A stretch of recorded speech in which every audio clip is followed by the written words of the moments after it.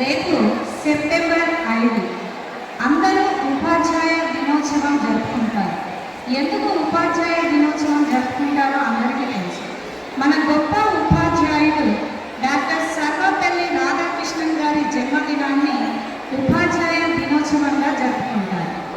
గురువులు మనకు చదువు చెప్తారు, మంచి మనిషిగా మారాలని చదువును నేర్పుతారు. అమ్మా నాన్నల తర్వాత మన జీవితాన్ని తీర్చిదిద్దేవారు మన గురువులు. నేను గురువులకు ఎప్పటికీ రుణపడి ఉంటాను. విద్యార్థులైన మీకు గురువులు అక్షరాలు దిద్దిస్తున్నప్పుడు తెలియదు మీ జీవితాన్ని మలుపులు తిప్పుతారని. గురువులు అక్షరాలు దిద్దిస్తున్నప్పుడు తెలియదు మీ జీవితాన్ని మలుపులు తిప్పుతారని. కోపగించుకున్నప్పుడు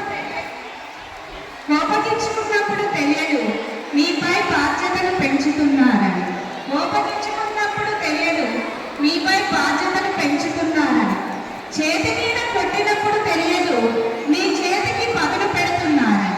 చేతి మీద కొడుతున్నప్పుడు తెలియదు మీ చేతికి పదును పెడుతున్నారని.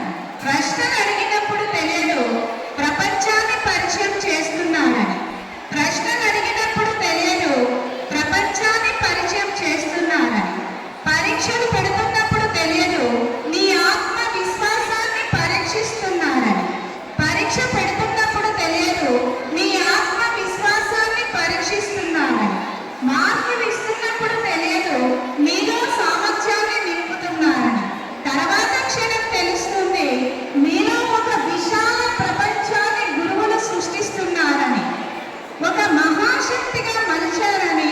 కాలం వెనక్కి వెళితే మళ్ళీ మీరు మాతో ఉండాలని అనుకుంటారు.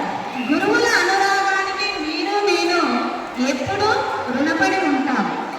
ఈ ప్రపంచంలో ఎన్ని వృత్తులు ఉన్నా వారందరినీ తయారు చేసే వృత్తి ఉపాధ్యాయ వృత్తి అని. అందుకే ఆ వృత్తి అంటే నీకు నాకు ఎంతో గౌరవం అని మన అబ్దుల్ కలాం గారు ఒక ప్రసంగంలో తెలియజేశారు. లాయర్ లేకపోతే న్యాయం లేదు, డాక్టర్ లేకపోతే వైద్యం లేదు, పోలీసు లేకపోతే రక్షణ లేదు, టీచర్ లేకపోతే పైవాళ్ళెవరూ లేదు. గురువు అంటే గు అంటే అజ్ఞానం చీకటి, రు అంటే జ్ఞానం లేదా వెలుగు. గురువు అంటే అజ్ఞానమైన చీకటిని తొలగించి జ్ఞానం అదుగుని వెలుగును ప్రసాదిస్తాడు. అందుకే గురు బ్రహ్మ గురు విష్ణు గురుదేవో మహేశ్వర గురు సాక్షాత్ పరబ్రహ్మ తస్మై శ్రీ గురువే నమః. అందరికీ మరి ఒకసారి ఉపాధ్యాయ దినోత్సవ శుభాకాంక్షలు. ధన్యవాదాలు. ఈ అవకాశం ఇచ్చినటువంటి ప్రిన్సిపాల్ మేడంకి నా యొక్క ప్రత్యేకత ధన్యవాదాలు తెలియజేస్తున్నాను.